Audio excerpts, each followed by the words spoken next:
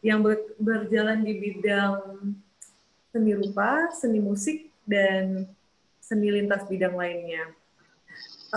Kemudian saya akan menceritakan pengalaman saya berkarya mulai dari tahun saya pertama kali berkarya musik di tahun 2017, dan saya juga mulai merintis Akar Rupa ini yang terdiri dari berbagai bidang di tahun 2019, dan kemudian pandemi ini terjadi dan kemudian banyak hal yang berubah, banyak hal yang harus disesuaikan, dikompromikan, dan itu yang mungkin juga akan kita bicarakan bersama pada hari ini. Saya merupakan lulusan dari Universitas Sanata Dharma, Yogyakarta. Jurusan saya bukan jurusan seni, tetapi merupakan jurusan psikologi. Itu juga akan jadi sebuah cerita, kenapa akhirnya saya memilih seni sebagai jalan yang akan saya tempuh selama bertahun-tahun ke depannya. Dan kemudian saya juga akan menceritakan tentang bagaimana sih kiat-kiat saya dan teman-teman seniman dari Yogyakarta juga untuk tetap bisa produktif di masa pandemi ini. Begitu, perkenalan singkat dari saya.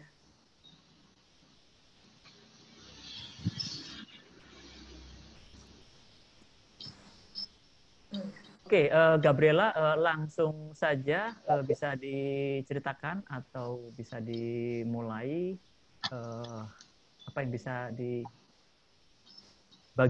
tentang pengalaman-pengalaman tersebut dan bagaimana nih menggali kreativitas di situasi yang ya boleh dikatakan nggak bisa kemana-mana nih, atau mau kumpul aja juga susah nih ya. Padahal kalau misalnya sebagai seorang seniman ya harus dilihat banyak orang tuh, apalagi perform ya. Nah sekarang ini dilihat sama komputer nih atau dilihat sama HP. Betul Pak Ya, Adar. oke, silakan diceritakan bagaimana nih Ya, terima kira-kira kasih Pak Adar. pengalaman-pengalamannya. Oke, jadi pandemi ini adalah suatu hal yang kita semua tidak sangka dan sangat-sangat berdampak sekali di kehidupan kesenian, di kehidupan seni para seniman pertunjukan, para musisi, para teater, orang-orang di teater, dan panggung kemudian semua ditiadakan, dan kemudian kita harus memutar otak supaya kami bisa tetap hidup, supaya kita bisa tetap berkarya dengan keadaan yang seperti ini. Karena kita tidak memungkiri bahwa karya seni, walaupun di masa-masa seperti ini sangat sulit untuk tetap diperjuangkan, saya harus mengatakan itu, setiap orang masih membutuhkan karya seni untuk kemudian menjadi hiburan, menjadi misalnya orang-orang di produksi-produksi lain juga membutuhkan karya seni untuk kemudian dilibatkan, desain-desain yang tetap dipakai untuk di konten-konten audiovisual yang justru sekarang ini semakin meningkat. Nah, kemudian bagaimana cara agar kita para pengkarya tetap bisa melakukan kegiatan kesenian kita gitu. Saya ingin bercerita dari pengalaman saja. Mungkin saya bukan seorang yang sungguh expert di bidangnya, tapi saya bisa mengatakan bahwa saya adalah seorang praktisi yang menjalani langsung. Yang kami lakukan adalah tetap memutar otak, dalam artian seperti yang Pak Andar bilang tadi. Kita bisa memanfaatkan banyak sekali hal-hal di sekitar kita untuk tetap berkarya, dan itu tidak berarti harus hal-hal yang muluk-muluk begitu. Jadi menurut saya kreativitas itu tidak hanya kita terapkan di dalam karya seni kita. Kreativitas itu bukan hanya ketika kita sedang memikirkan konsep untuk sebuah karya, ketika kita sedang mendesain, atau mungkin ketika kita sedang tampil begitu untuk seni pertunjukan. Tetapi kreativitas itu juga justru semakin diuji ketika kita menghadapi pandemi ini. Istilahnya, ketika pandemi berlangsung dan panggung tidak bisa dijalankan, apa sih yang bisa kita lakukan gitu? Untuk para musisi, ketika panggung tidak bisa dijalankan, mereka bisa lewat platform apa, dan kemudian strategi-strategi apa yang harus dilakukan gitu. Itu kemudian menghadapi banyak sekali perubahan. Ketika kita tidak kreatif menghadapi itu, kita juga akan mati. Nah, kalau yang saya dan teman-teman saya lakukan adalah kami banyak sekali menggunakan platform digital. Jadi di masa digital saat ini, teknologi itu sangat membuat kita bisa tetap berjalan. Karena pada akhirnya panggung-panggung berubah menjadi live streaming, Kemudian kita bisa justru berkolaborasi dengan seniman-seniman dari berbagai tempat, berbagai kota, yang mungkin sebelumnya sulit untuk dilakukan secara fisik begitu. Jadi misalnya saya kemudian berkolaborasi dengan musisi dari Jakarta atau musisi dari kota lain, atau mungkin banyak seniman yang kemudian berkolaborasi di sebuah platform yang kemudian menjadi karya yang semakin kaya. Itu salah satunya penggunaan teknologi. Ya, lalu kemudian tentang komunitas.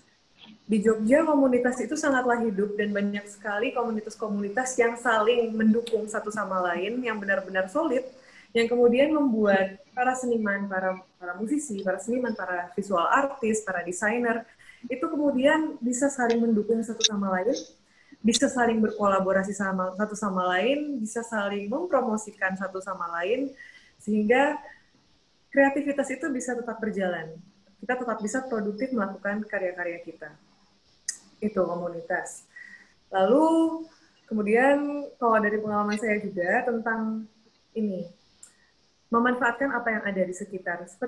Seperti yang dikatakan oleh Pak Andar tadi, kadang kita punya pikiran yang atau visi yang sangat besar atau visi yang sangat jauh ke depan ketika kita mempunyai sebuah ide atau mempunyai sebuah keinginan untuk membuat karya.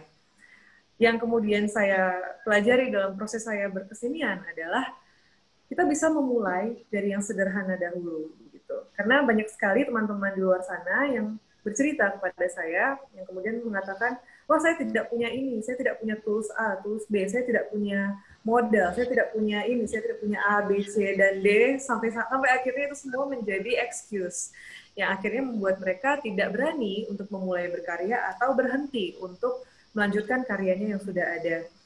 Sebagai sebuah contoh, kemarin saya sempat berkonsultasi dengan salah seorang seniman juga, yang kemudian saya menceritakan visi saya. Kita ketika mempunyai banyak ide, atau teman-teman ketika sangat bersemangat untuk berkarya, kadang mempunyai ide-ide yang sulit untuk diwujudkan di saat ini dengan situasi yang sekarang misalnya.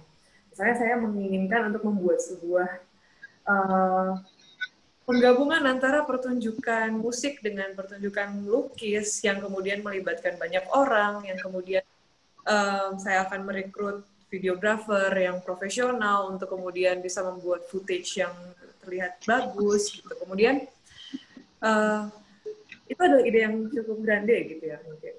Dan sebenarnya mungkin grande itu juga relatif ya Pak ya, tapi untuk saya itu sebuah ide yang mungkin belum bisa diwujudkan saat ini. Dan kemudian saran untuk saya adalah, kenapa tidak kamu mulai dari rumahmu saja dulu? Kenapa tidak kamu mulai dengan merekam dengan menggunakan handphonemu saja dulu? Kenapa kamu tidak memulai dengan menggunakan barang-barang di sekitarmu yang bisa kamu manfaatkan untuk menjadi media lukisnya? Misalnya kamu bisa, mungkin kalau modalnya yang tidak cukup untuk menggunakan cat dan kanvas yang biasanya dilakukan, kamu bisa menggunakan barang-barang di alam, kamu bisa menggunakan barang-barang di rumah. Saya pernah misalnya melukis menggunakan kopi atau menggunakan bahan-bahan di dapur lainnya. Ya kemudian ketika kreativitas kita berjalan, hal-hal itu justru menjadi sebuah keunikan yang justru tidak didapatkan di tempat lain. Jadi itu juga mungkin kalau kemarin cerita dengan Bu Yani, Pak Andar juga mempunyai banyak sekali ide-ide yang tidak kita duga sebelumnya, dan kadang-kadang hal-hal seperti itu justru hadir ketika kita sedang dalam situasi yang mendesak kita untuk tetap kreatif. Jadi seperti itu. Beberapa hal yang bisa saya sampaikan tentang apa aja sih tips-tips untuk kemudian bisa tetap produktif dan kreatif di masa pandemi. Mungkin sebagian dulu ya Pak ya. Mungkin kalau misalnya ada yang ingin dipancing atau ditanyakan, boleh. Ya. Oke, kalau begitu saya pancing-pancing aja lagi ya, biar lebih seru ya. Nah, artinya ada 4 hal di sini yang sebenarnya menjadi catatan saya dari apa yang sudah dipaparkan. Yang pertama, itu komunitas itu penting karena apa? Itu akan memperkaya informasi. Sementara kita kejepit tidak boleh keluar bertemu fisik, pada akhirnya gap komunikasi tersebut bisa diantisipasi dengan cara kita memanfaatkan teknologi. Disitulah terjadi kolaborasi, bukan? Itu yang pertama. Kemudian yang kedua, saya menangkap bahwa dengan adanya satu situasi yang terdesak, ini justru memacu kreativitas nih, karena Anda sendiri harus berdaya nih, harus merespon situasi, kalau enggak mati nih, ya kan? Eksistensi sebagai seniman menjadi hilang nih. Sehingga saya bayangnya jadi begini, rumahmu adalah ekspresimu, bukankah begitu? Rumah kita adalah ekspresi kita, betul. Iya, artinya saya nggak kebayang pasti rumahnya Mbak Gabriel ini acak-acakan. Gimana? Bisa cerita nggak artinya? Maksudnya begini. Saya menangkapnya ya, yang tadinya memang produktif di luar karena berinteraksi, kemudian perform, semuanya itu kan akhirnya harus dikemas ke rumah sendiri kan. Disitulah panggungmu, disitulah playgroundnya, disitulah tempat untuk berekspresi, disitulah yang pada akhirnya ya seniman pun juga memerlukan tools, memerlukan alat bantu. Ya mungkin kursi, mungkin papan tulis, mungkin pot bunga dan sebagainya. Bisa diceritakan nggak kira-kira bagaimana membangun situasi sehingga ketika dikemas menjadi sebuah aksi panggung yang dinikmati di bilik display kecil HP atau mungkin layar komputer ya paling gede 15 in atau kalau enggak pakai TV Android yang agak-agak gede gitu ya. Ini bagaimana berpikir bisa sampai ke situ menciptakan satu tampilan yang menggali atau merangsang orang lain itu untuk suka melihat. Ya, terima kasih Pak Andar. Jadi itu adalah balik lagi ke kreativitas tadi begitu. Jadi coba kasih contoh ya. Oke, contohnya mungkin bukan contoh secara visual ya Pak ya. Ini kemudian salah satu hal yang kemudian kemarin saya buat. Saya diajak berkolaborasi oleh Ivan Nestorman, salah seorang musisi dari NTT, yang kemudian meminta saya untuk melukis sebuah karya yang kemudian divideokan, karena itu akan dimasukkan ke dalam lagunya yang berjudul Den Toe Songke atau lagu daerah, yang kemudian saya diminta untuk mengirimkan proses saya melukis begitu. Nah mungkin bayangan kita adalah sesuatu yang harus sangat profesional, harus terlihat seperti ini dan seperti itu. Tapi kemudian saya hanya memanfaatkan ruang tamu saya di depan dengan lighting yang kemudian kita manfaatkan dengan cara kemarin itu saya kebetulan cat rumah saya sekitar ini warna putih, jadi cukup fleksibel sengaja untuk dibuat-buat sedemikian rupa. Saya menggunakan lighting dengan lampu belajar berwarna kuning yang kemudian membuat lightingnya semakin warm dan redup, walaupun sebenarnya banyak ya kemungkinan teman-teman lain menggunakan proyektor, menggunakan light yang warna-warni atau lampu yang kemudian diberi warna apa, tapi karena kebutuhannya adalah suasana yang warm, saya memilih lampu belajar saya yang berwarna kuning. Lalu kemudian menggunakan tanaman-tanaman yang kemudian ditata di atas meja sehingga membuat visualnya itu semakin estetik. Dan kemudian saya melukis, dan kebetulan karena saya belum punya kamera, yang adalah sebuah tools yang sangat dibutuhkan untuk di masa seperti ini. Itu tidak membuat berhenti, karena kemudian kita masih bisa meminjam misalnya. Saya kemudian, ini sebuah cerita jujur bahwa saya kemudian meminjam kamera dari sepupu saya, dan kemudian sekalian saya minta tolong, ayo dong direkamin gitu kan, kalau 2 orang atau 3 orang masih nggak apa-apa gitu ya, untuk menjaga jarak, nah begitu. Nah, jadi kemudian footage itu kemudian jadi, dan kemudian saya kirimkan secara online ke Om Ivan Nestorman, dan beliau juga suka hasilnya. Jadi ini satu contoh kecil aja sih yang saya lakukan dengan teman-teman, bahwa sebenarnya ada banyak hal yang tidak perlu jadi alasan untuk kita tidak produktif gitu. Setuju. Begitu Pak Andar. Oke, artinya begini, ini kan persoalannya adalah bahwa sebagai seorang seniman harus menggali ide yang terus-menerus beda kan dan baru kan. Pernah nggak stuck terus kemudian, aduh idenya mampet nih. Jadi itu kebingungan gitu, mesti ngapain? Ini pot udah dipakai, ini TV udah dipakai, ini lukisan udah dipakai, ini lampu udah dipakai dan sebagainya. Apalagi ya, nah gimana caranya supaya kita atau Anda sebagai seorang seniman itu bisa keluar dari kekusutan bagaimana proses untuk tidak terjadi kehilangan atau kehabisan ide gitu. Gimana? Bisa berbagi nggak tipsnya? Siap Pak Andar. Jadi ide itu bisa datang dari banyak sekali tempat. Kalau untuk saya sering menggali justru bermulai dari diri saya sendiri dulu begitu. Karena saya berlatar belakang psikologi dan kemudian karya-karya saya banyak yang membahas tentang perjalanan diri. Jadi untuk diri kita sendiri saja sudah banyak sekali hal yang bisa digali, mulai dari sudut pandang kita bertumbuh dewasa, misalnya di lagu-lagu saya juga banyak yang bicara tentang itu. Lalu perjalanan kita mempertanyakan arti hidup, atau mungkin perjalanan kita berelasi dengan orang lain, yang itu kan sangat kaya, dan itu justru menjadi topik yang justru sangat bisa kita dalami ketika kita terkurung di dalam rumah. Karena banyak sekali orang-orang di luar sana, dan saya juga, yang kemudian harus keluar rumah dan harus berkegiatan ini dan itu banyak sekali, sehingga tidak punya waktu untuk kemudian berefleksi, masuk ke dalam diri. Nah, saya sebagai seorang seniman justru melihat sudut pandang yang lain dari pandemi ini, di mana saya harus tinggal di rumah, tidak bisa manggung. Yang silver liningnya adalah justru saya memiliki banyak waktu untuk kemudian semakin masuk ke dalam diri, mempertanyakan banyak hal, berefleksi, menulis lagu lagi, kemudian berkarya lagi, lebih produktif justru malah, karena banyaknya waktu dan kemudian kesempatan untuk kita bisa berkomunikasi dengan diri kita sendiri. Karena di kesenian itu adalah hal yang sangat penting. Nah, lalu yang kedua, kita tidak bisa sebagai seniman, itu justru jangan sampai menutup mata dengan isu-isu yang terjadi di sekitar kita, begitu. Seniman atau pengkarya di bidang apapun ya, ketika kita menghadapi isu yang dialami oleh seluruh dunia, dialami oleh orang-orang di sekitar kita, bahkan mereka yang jauh di luar sana, isu-isu itu adalah hal-hal yang bisa kita respon begitu, dan itu tidak akan pernah habis.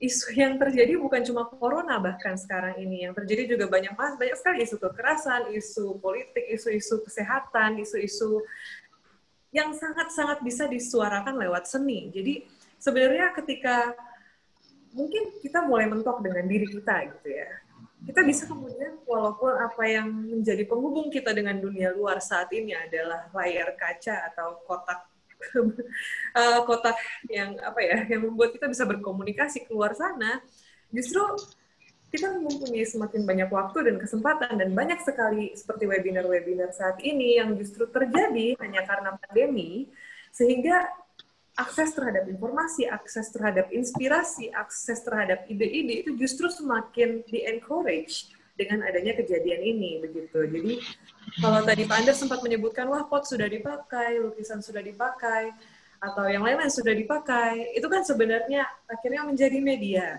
Media itu sendiri ketika dituangkan dengan berbagai macam isu yang sangat-sangat banyak posibilitasnya, itu kemudian menjadi, kalau ngomong soal probabilitas atau menghitung jumlahnya, itu kemudian akan banyak sekali kemungkinan yang bisa dilakukan begitu.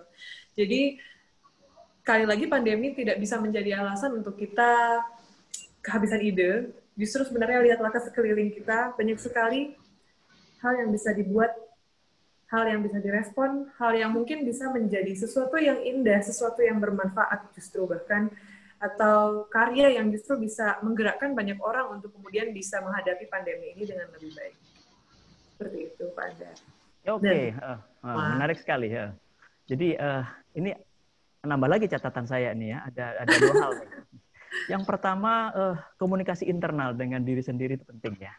Artinya itu bisa menjadi refleksi, itu bisa menjadi introspeksi gitu ya, sampai kepada, kalau saya lihat ini proses kejiwaan seniman Mbak Gabriela ini sampai kepada taraf menemukan satu ide baru ya dari kesendirian itu, ya kan. Artinya kan di tengah pandemi pada akhirnya memang ada satu proses berkomunikasi dengan audiens itu menjadi bentuk yang lain kan. Oke, nah ini saya ingin ngulik lagi. Ini masuknya ke persoalan psikologi ini. Saya nggak akan ngomongin titel yang di belakang tadi ya. Ini ngomongnya begini. Ya. Jika seseorang yang dia itu sering perform, ya, dalam arti seni pertunjukan, maka akan ada yang namanya komunikasi antara seniman dengan audiens, bukan? Ya, di mana ini kan ada message yang disampaikan dan kemudian ada respon baliknya kan, sehingga terjadi komunikasi dua arah, ya kan. Nah itu yang pada akhirnya bentuk-bentuk yang ada, itu bisa tepuk tangan, kemudian bisa berteriak untuk memuji, ekspresi-ekspresi yang nonverbal dan sebagainya. Ini kan hilang nih. Artinya apa? Pada saat misalnya nanti ya Gabriela akan perform, terus kita ingin mendengarkan tepuk tangan dari penonton, terus bagaimana riuh rendahnya yang membuat kita pada akhirnya termotivasi atau menjadi confidence, atau kita justru bisa lebih langsung berintrospeksi yang mungkin situasinya beda dengan kondisi sekarang, ya, komunikasi internalnya tadi gitu. Nah, perubahan-perubahan itu bisa diceritain nggak? Mungkin ada kondisi-kondisi di mana nggak ada tepuk tangan, membuat jadi kurang termotivasi, jadi nggak pede, atau dalam proses pencariannya ini Anda mendapatkan satu metode tersendiri gitu ya, bagaimana kemudian terus untuk memupuk motivasi seni itu tanpa henti, ibarat mata air yang akan terus mengalir. Gimana? Silahkan. Ya, siap. Terima kasih Pak Andar. Jadi itu terjadi, itu benar-benar terjadi. Dan untuk para musisi yang kemudian tidak menyangka ini semua akan terjadi, pandemi yang sangat tiba-tiba, banyak sekali yang kemudian down, banyak sekali yang kemudian kalau kita lihat dari cerita-ceritanya, aduh aku kangen manggung, aduh aku rindu suasana ketika kita di panggung, atau suasana ketika kita cek sound, mempersiapkan banyak hal, bekerja sama dengan tim untuk kemudian menghasilkan sebuah pertunjukan yang menarik. Dan ketika itu semua di press kemudian harus terjadi di sebuah kotak yang kita sebut rumah ini, banyak sekali hal yang kemudian kita kompromikan yang pertama, tapi yang kedua tetap kita kreasikan gitu.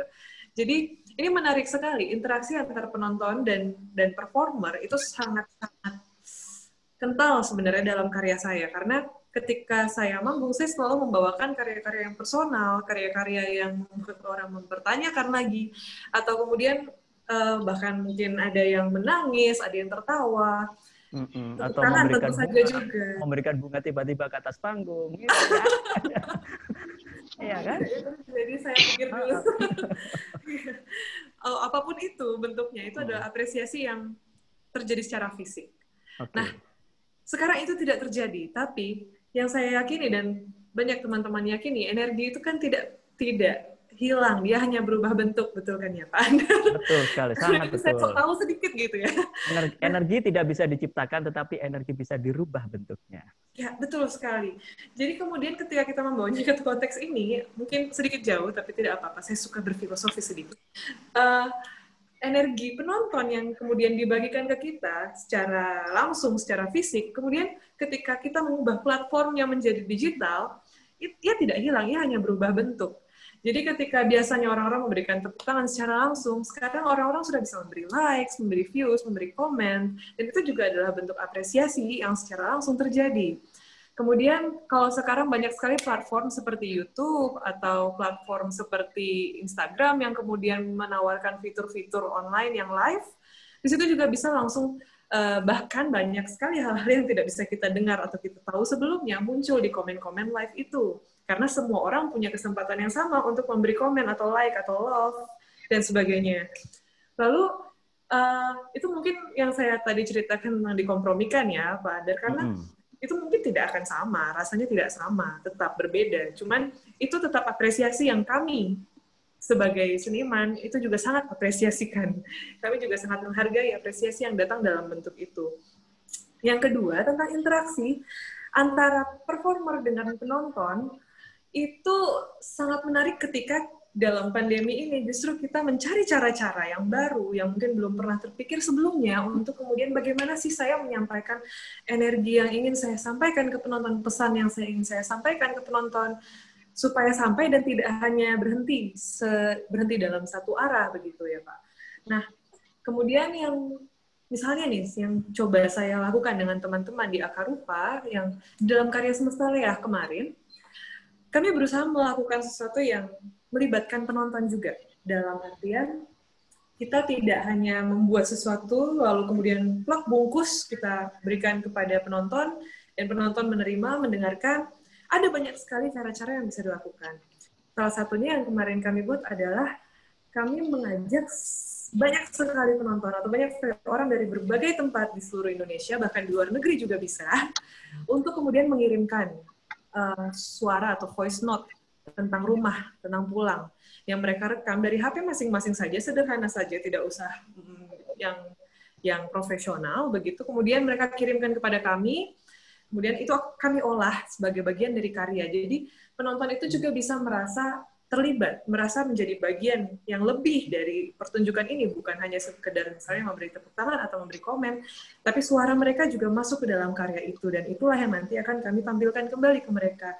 Jadi ada interaksi dua arah yang terjadi, yang justru membuat kami sebagai performer juga merasa dimudahkan dengan adanya teknologi ini, karena pada akhirnya interaksi yang mungkin sebelumnya hanya terjadi di panggung, hanya bisa dialami oleh performer di panggung dengan penonton yang duduk di depannya, saat ini sudah bisa meluas justru.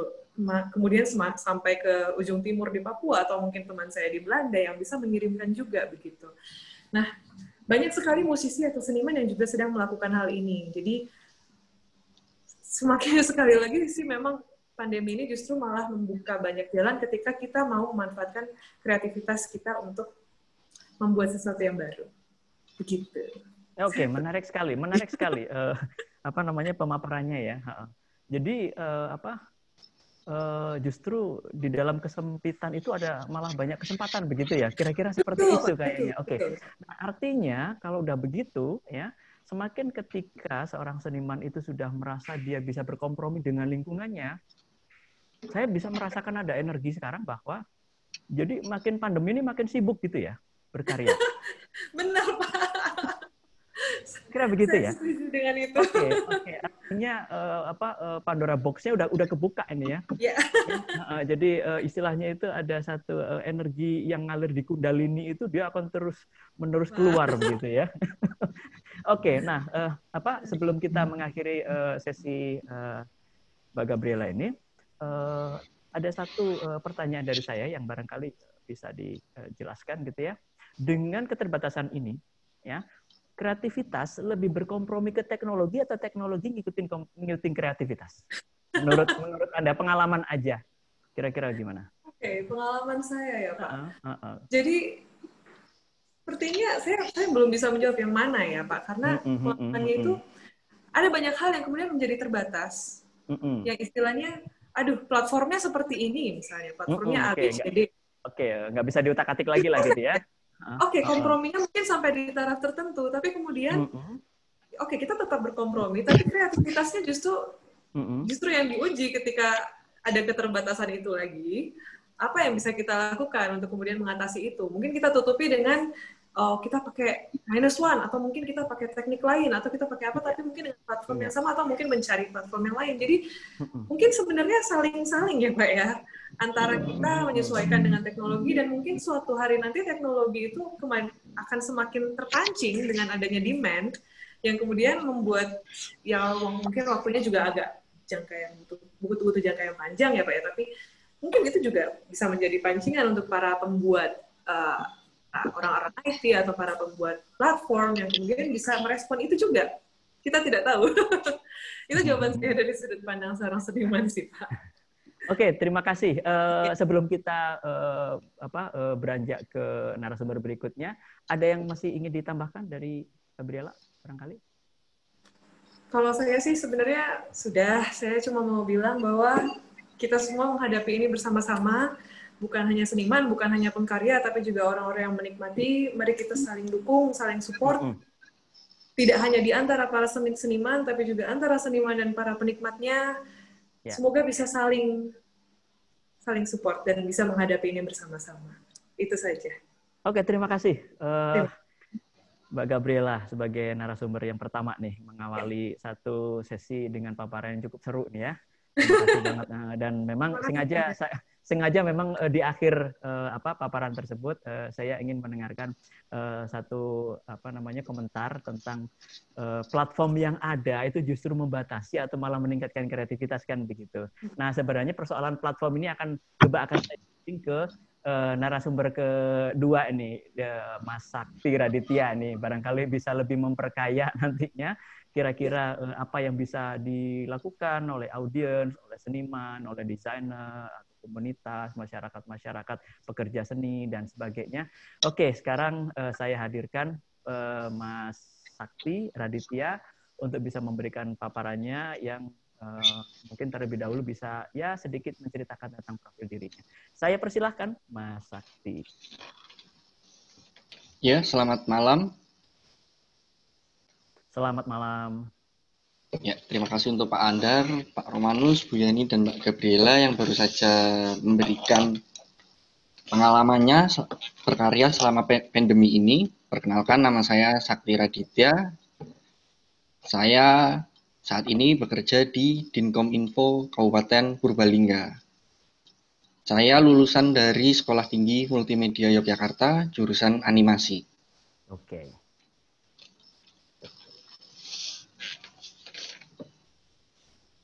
Ya, dengan adanya wabah COVID-19 ini, semua orang tanpa terkecuali seniman atau pekerja lainnya harus stay di rumah, melakukan PSBB, jaga jarak, dan khususnya untuk seniman ini kan nggak bisa manggung atau perform dengan penonton, audiens.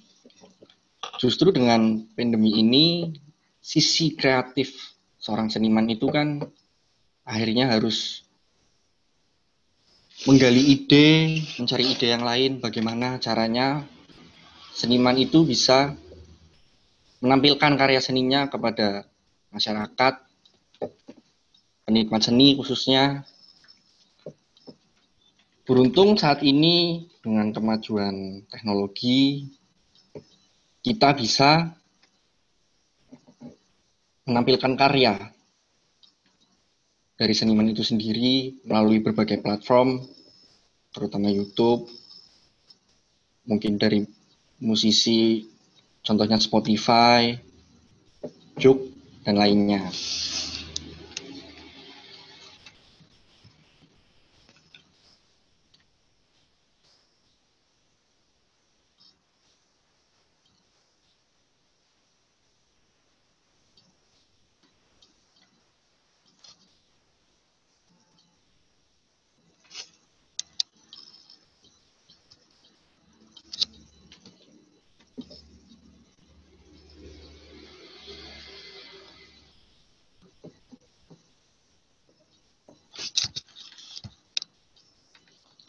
Iya, Pak?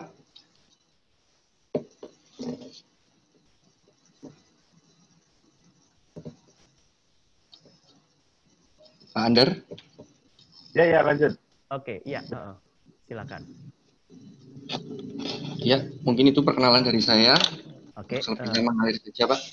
Ya, langsung dipaparkan saja, Mas Sakti, apa yang kira-kira bisa dibagi pengalaman-pengalaman selama ini, silahkan.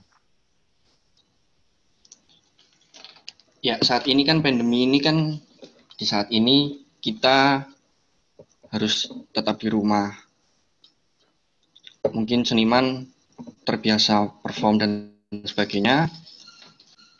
Justru pandemi ini tidak membatasi kreativitas seseorang, terutama seniman. Justru dari sini kita itu bisa lebih banyak waktu untuk memikirkan ide-ide yang lainnya saat pandemi ini.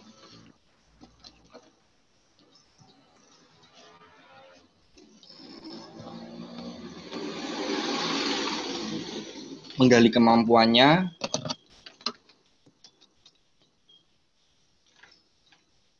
dan saat pandemi ini kita bisa lebih bereksplor di rumah. Contohnya, semisal yang tadi menambahkan dari Mbak Gabriela tadi, pelukis mungkin dengan saat di rumah menggunakan biasa media kanvas, karena saat pandemi ini kita nggak bisa kemana-mana, akhirnya pelukis itu menggunakan media yang lainnya. Itu kan salah satu kreativitas yang kita cari saat pandemi ini. Menggunakan media lain tanpa harus menggunakan kanvas, contoh batu bisa, gelas, piring, dan lainnya yang ada di sekitar rumah kita.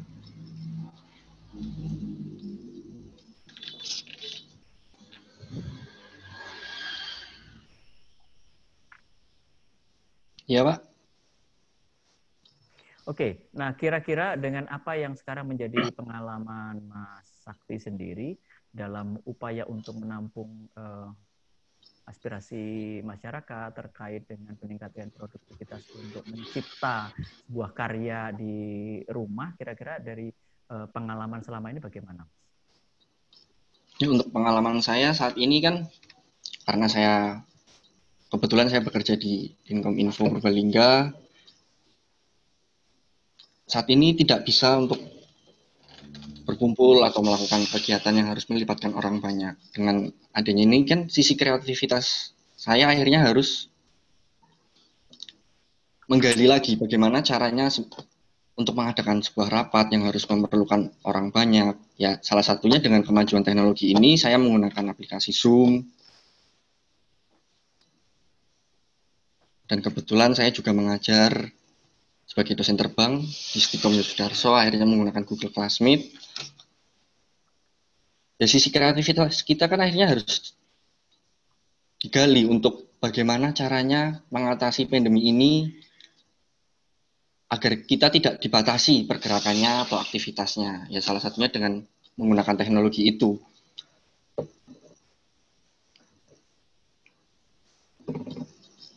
Oke. Mungkin awal-awal, ya Pak. Silakan dilanjutkan.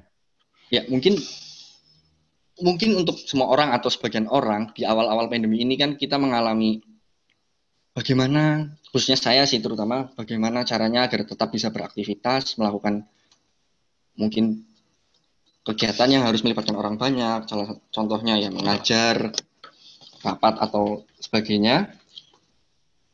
Mungkin awal-awal saya masih bingung bagaimana caranya melakukan semua itu, tapi di tengah pandemi ini saya harus melakukan semuanya. Ya, salah satunya ya akhirnya saya mencari cara berpikir bagaimana caranya agar semua itu tetap bisa terlaksana, akhirnya menggunakan teknologi. Sebetulnya kan teknologi itu kan sudah berkembang sangat pesat. Bagaimana individunya atau setiap orang itu menggunakan dengan sebaik-baiknya. Tinggal mau atau tidaknya. Seperti itu, Pak. Oke, menarik sekali nih berbicara tentang teknologi ya, Mas Sakti. Apalagi Mas Sakti sendiri juga menjadi staf di Pemkab di Purbalingga, menangani persoalan IT, bisa dikatakan begitu? Iya. Oke, bisa, Pak. artinya apa? IT yang ada di kita sendiri ya, selain memiliki keterbatasan juga ada juga kelebihan-kelebihannya kan. Tinggal persoalannya adalah satu, masyarakat sudah benar-benar bisa memahami apakah belum. Kedua, apakah sudah bisa menjalankannya atau belum. Ketiga, apakah sudah bisa menguasainya atau belum.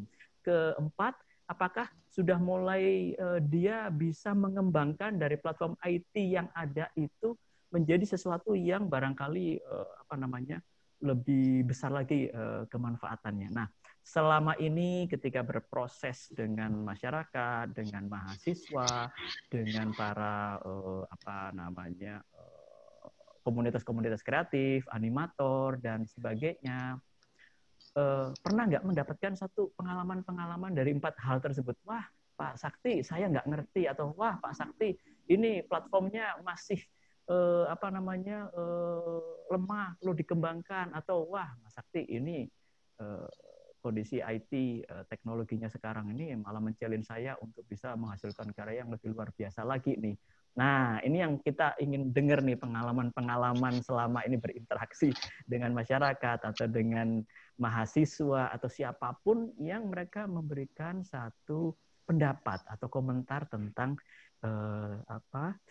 teknologi IT yang sekarang itu berjalan seperti apa. Kira-kira bisa dijelaskan, silakan. Oh ya, terima kasih Pak. Ya, untuk yang pertama, apakah masyarakat memahami teknologi itu sendiri? Saya Iya, rasa beruntungnya kita sudah hidup di zaman yang teknologi serba maju dan pesat, apalagi sekarang generasi wise ya, terutama. Saat ini SDM kita itu, khususnya Indonesia itu sudah pintar. hmm, Dalam arti pintar seperti ini, memahami, menggunakan teknologi itu sendiri. iya, Masyarakat kita itu, khususnya Indonesia itu, pintar untuk memahami teknologi itu dan menggunakannya. iya, Cuma, satu, ya ada beberapa hal ya sih sebetulnya. Cuma saya ambil satu saja. iya. Dengan Gimana? kemajuan teknologi ini kan akhirnya semua informasi dan semua apapun itu akhirnya uh, sampai dengan cepat waktunya kan, real time lah, katakanlah real time. Oke, Karena iya, real time itu saat ini kita, mungkin zaman dulu kita harus surat menyurat lewat kantor pos, itu kan nggak mm-mm. real time. Iya, iya, Saat ini dengan sudah kemajuan teknologi, kita mungkin iya, bisa katakanlah dengan platform WhatsApp, iya, itu kan real time langsung, ditambah dengan sekarang video call lewat aplikasi Zoom, meeting jadi tanpa perlu dalam satu ruangan. Itu kan masyarakat kita kan, ini loh, ada teknologi Zoom, ada iya, WhatsApp, ada Line dan chatting sebagainya aplikasinya. Akhirnya kita kan menggunakan. Dan untuk masalah menggunakannya untuk lebih berkembang atau tidaknya itu kan pilihan setiap orang, atau mau menggunakan platform katakanlah WhatsApp atau Line atau Telegram mungkin, itu kan akhirnya untuk lebih mengembangkannya kan tergantung setiap orangnya. Tapi saya jamin setiap orang itu sudah bisa mengembangkan teknologi yang saat ini sudah ada.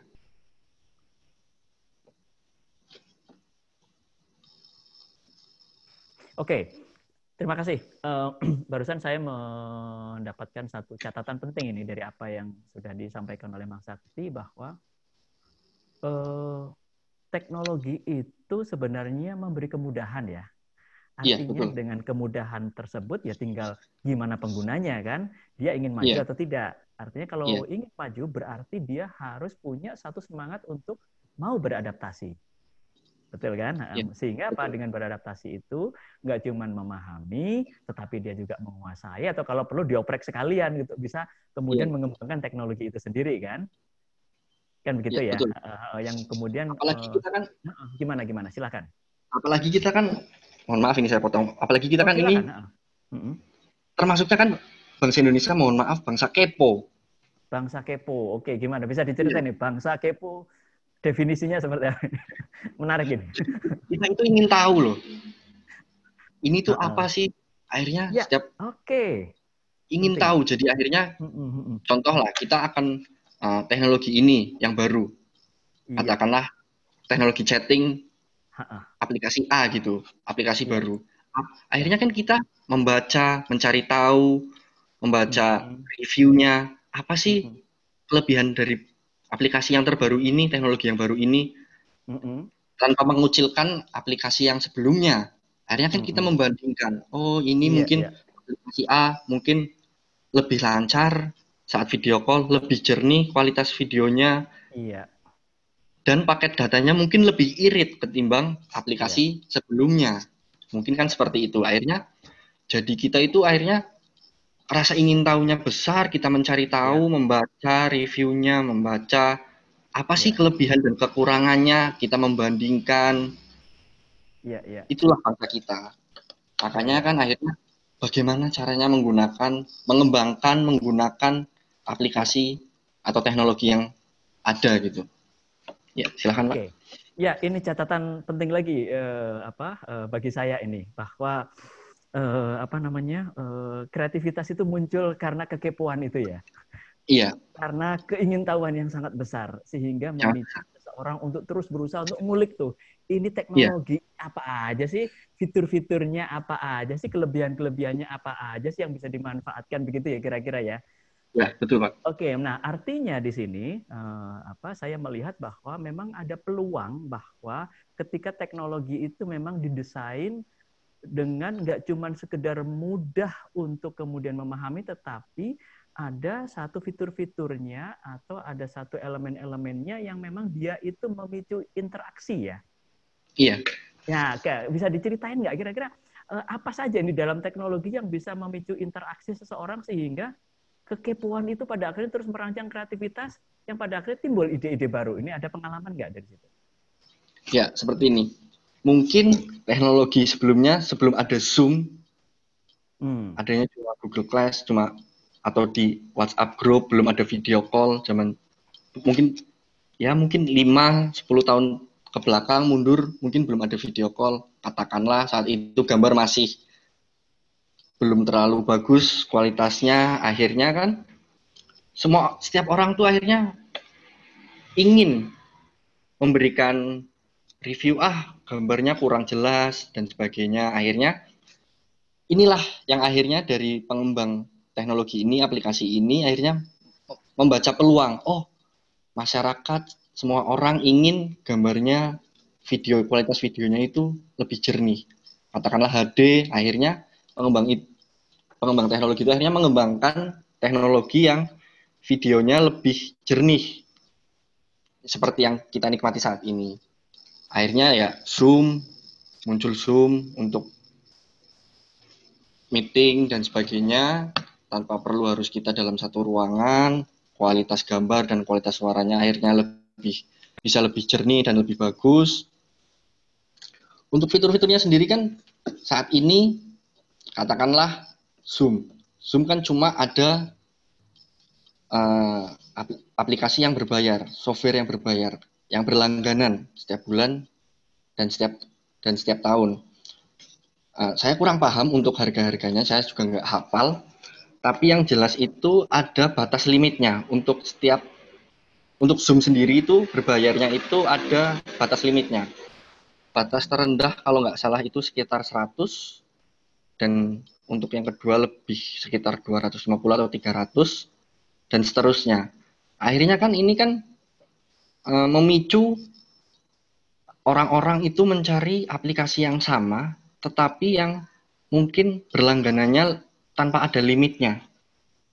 Untuk jumlah pesertanya itu, jumlah yang bisa ikut Zoom itu, katakanlah, saya membayar yang paling rendah itu sekitar 100. Saya pengen mencari yang dengan harga yang sama, tetapi kualitas yang bisa join meetingnya itu lebih dari 100. Akhirnya kan setiap orang mencari fitur-fitur yang seperti itu. Merangsang orang untuk mencari aplikasi yang fitur-fiturnya hampir sama, tetapi lebih ke berlangganannya. Atau justru fiturnya yang lebih lengkap dengan harga yang sama, seperti itu Pak. Jadi menarik sekali ini. Ada satu quote yang Mas Sakti katakan tadi, pengembangan aplikasi ini. Kalau kita menyoroti bersama, memang anak-anak muda sekarang ya, para milenial atau mungkin para desainer-desainer di bidang multimedia atau animator, ini kan lokal apps ini kan banyak sekali dikembangkan oleh mereka ya. Bahkan kontennya itu sangat lokal sekali. Bahkan mungkin ada budaya-budaya lokal di situ. Bahkan mungkin kreativitas-kreativitas yang nuansanya akan sangat berbeda dengan desainer-desainer apps yang ada dari luar negeri gitu ya. Nah, ini kan kalau kita lihat bersama, ini menjadi salah satu indikator kreativitas juga ini bagi anak bangsa kan. Nah, ini kan tidak lepas dari yang namanya platform teknologi yang memang sudah disediakan ini oleh pemerintah gitu. Nah, kira-kira bagaimana nih Mas Sakti melihat tentang kreativitas-kreativitas yang sekarang lagi marak untuk terus dikembangkan, bahkan sampai kepada tingkat dikompetisikan ini untuk lomba membuat apps yang memang nuansanya sangat lokal. Bagaimana menurut pendapatnya Mas? Ya, menurut saya itu kan justru lokal-lokal itu sebagai identitas. untuk membedakan ciri-ciri dari yang lain. Apalagi kita Indonesia terkenal dengan beragam suku dan budaya. Akhirnya yaitu sisi kreativitasnya sendiri itu akhirnya tergali bagaimana sih saya ingin terkenal tetapi dengan identitas saya sendiri atau yang berbeda dengan yang sudah-sudah. Akhirnya salah satunya ya dengan kearifan lokal lah, katakanlah selokal-lokalnya sebagai identitas itu sendiri. Contoh seperti ini, tato. Tato itu kan uh, masih secara general, masih secara umum. Tapi ingin menjadi, oh maaf bukan tato lah, katakanlah animator. Untuk Sopo Jarwo itu kan lebih ke Indonesia sekali. Iya betul, saya senang sekali tuh animasi Nah, Jarwo. Sopo Jarwo itu lebih ke apa lokal banget kan ketimbang Lokal banget katakanlah sangat. Upin Ipin. Iya betul. Yang saya tangkap dari Upin Ipin itu kenapa terkenal? Karena menggunakan bahasa Melayu. Oke. Akhirnya animator Indonesia membuat animasi yang ingin lebih yang sama, walaupun outputnya itu animasi, tapi bagaimana sih yang bisa membedakan dengan Upin Ipin? Contoh dari segi bahasa itu tidak mungkin. Indonesia itu kan beragam suku, beragam budaya dan bahasa. Iya Bahasa betul. Jogja dan bahasa Purbalingga saja berbeda. Ngapak dan ngetan itu kan berbeda sekali. Ngapaknya Tegal dan ngapaknya Purwokerto juga berbeda ya, berbeda Cilacap. sekali. Ya, Cilacap. Sama-sama di Banyumas saja, Karena Banyumas saja berbeda-beda kan ngapaknya. Betul, betul, betul. Dialeknya memang berbeda. Dialeknya berbeda, bahasa Bali, bahasa kota-kota di daerah timur dan di Jawa, di Sumatera, di Kalimantan kan itu berbeda. Untuk menyamai seperti Upin-Upin dari bahasanya itu sudah ya mungkin nggak masuk lah, nggak make sense katakanlah, karena kan kita Indonesia Iya. itu banyak bahasa di Indonesia sendiri. Akhirnya lebih ke kehidupan sosial, produk-produknya yang ditampilkan di Iya. animasi itu, katakanlah apa sih makanan khas Indonesianya, kan ada seperti itu. Iya, Itu iya. kan lebih lebih mengena gitu. Oke, kalau boleh tahu kira-kira apa namanya program atau usaha pemerintah terutama pemerintah daerah sendiri dalam upaya untuk mendorong kreativitas itu dengan pemanfaatan teknologi yang ada, kira-kira selama ini bagaimana tuh Mas Sakti? Mungkin juga ada program pembinaan untuk desainer-desainer pemula atau mungkin lebih mendorong lagi ke apa namanya? Uh, ide-ide yang lain gitu gimana? Sebelum kita nanti buka floor untuk pertanyaan-pertanyaan buat peserta nih, karena sudah numpuk nih pertanyaan-pertanyaannya. Iya, saya jawab dulu. Untuk pemerintah daerah sendiri itu untuk sisi untuk apa sih dibilang ekonomi kreatif buat para desainer dan seniman khususnya itu sebenarnya kan kita sudah itu lebih banyak itu ke ada namanya Dinkorapar pariwisata dan kebudayaan. Jadi mohon maaf saya nggak bisa, itu bukan ranahnya saya untuk menjawab. Oh iya, oke. Saya juga sebagai kebetulan itu bukan ranah saya sebetulnya. Iya, Jadi iya, saya iya. untuk memberikan jawaban.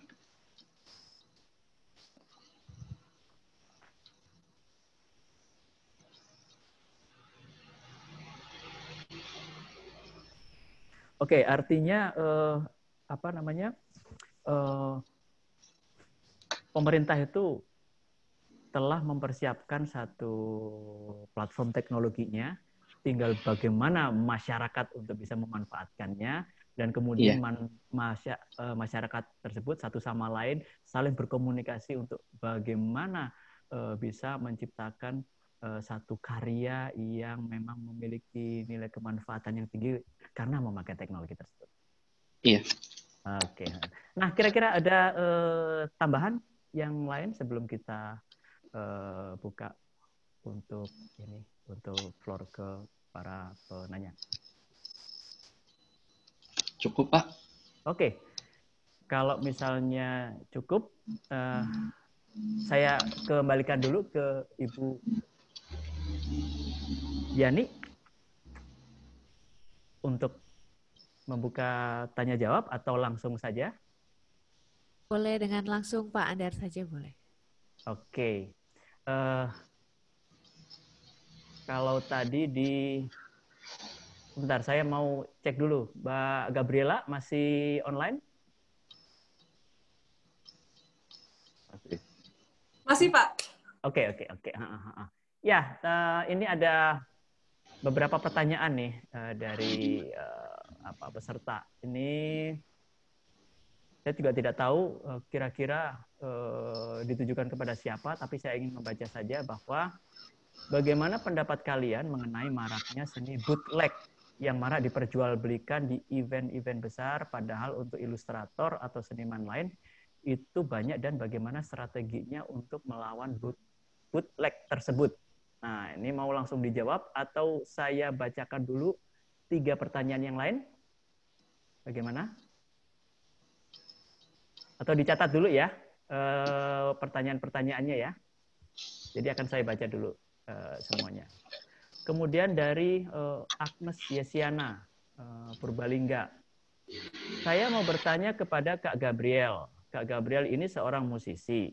Lagu pertama yang kakak bawakan saat manggung di NTT itu apa? Terima kasih.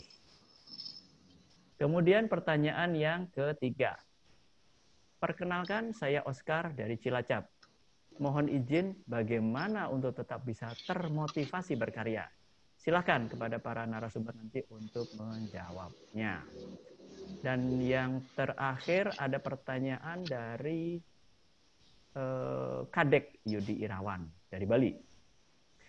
Mohon izin bertanya, sejumlah pameran dan pertunjukan seni di Indonesia terpaksa harus diundur karena pandemi. Bagaimana nih seniman melihat hal ini karena dapat berdampak kepada ekosistem di Indonesia? Oke, ada 4 pertanyaan. Saya persilahkan Gabriela dulu, coba. Oke. Ya, selamat malam semuanya. Terima kasih untuk pertanyaan-pertanyaannya. Saya jawab yang mana dulu ya? Yang mana aja ya? Iya. Oke, tentang bootleg dulu mungkin ya. Bootleg, jadi sebenarnya mungkin istilah bootleg agak asing di telinga saya karena biasanya tadi saya sempat search dulu akhirnya sambil menunggu. Kalau salah dibenarkan saja ya. Bootleg itu apakah benar seperti CD-CD bajakan yang diperjualbelikan dari yang tidak resmi dari musisinya? Kalau memang ya, kalau tidak salah itu performance ya, terus kemudian direkam sama penonton, terus kemudian dirilis ya semacam.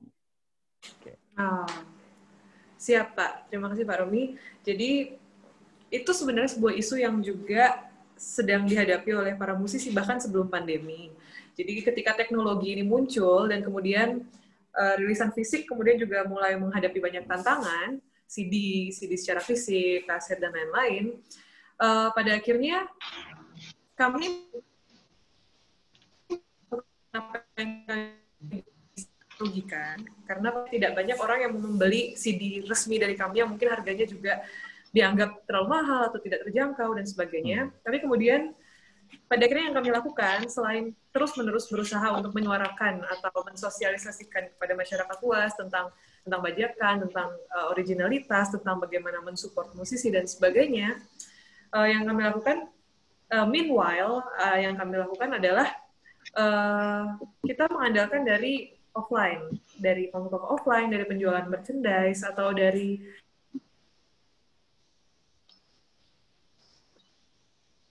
justru ketika teknologi ada, kita bisa malah mengalihkan monetizing YouTube sudah bertumbuh juga berdasarkan seiring dengan berjalannya waktu dan teknologi begitu. Jadi tanggapan saya terhadap fenomena itu memang itu sangat merugikan. Kita semua juga sedang dalam masa transisi dari fisik, kemudian kita mencari cara bagaimana kita bisa tetap survive di di platform-platform digital ini dan sebagainya. Tapi ya itu, kita sedang tetap berjuang untuk bagaimana kembali lagi memanfaatkan kreativitas kita untuk memanfaatkan platform yang ada. Justru ketika platform-platform itu muncul, dan mungkin bootleg ini sebenarnya bukan berarti mau mendukung terjadinya bootleg, tapi pada akhirnya itu juga secara tidak langsung membantu exposure kita. Ketika itu memang ya sudah ada komprominya lah ya gitu. Kenyataannya memang berjalannya seperti itu, yang bisa kita lakukan adalah sebagai para seniman tetap berjalan dengan memanfaatkan platform yang lain. Begitu. Lalu untuk Mbak Agnes Mandasari, ini mau saya jawab semua dulu atau gantian-gantian atau gimana ya Pak? Bagus ya. Ya, kalau nggak terlalu lama ya dihabisin aja dulu semuanya. Kalau misalnya dihabisin perlu aja satu, gitu.